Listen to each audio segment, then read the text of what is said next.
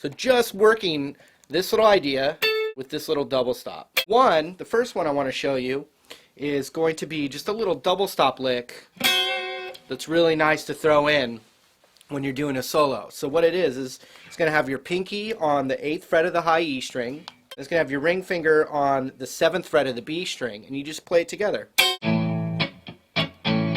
So I'll just run up the blues scale and then play that lick I just showed you. Check it out. Here we go. From the blues scale.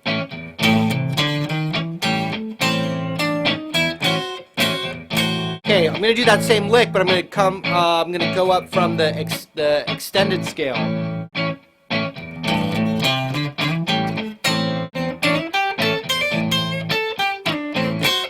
Cool. So one other trick, I just want to show you one other little double stop idea. This lick is going to have your first finger on the 12th fret of the high E string and your middle finger on the 13th fret of the B string.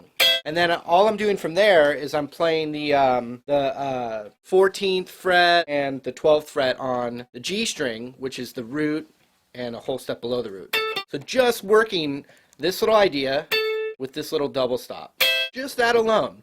Now you really want to dig into that whole scale shape, but that's not what we're doing right now. I'm just going to show you this little lick real quick. Here we go.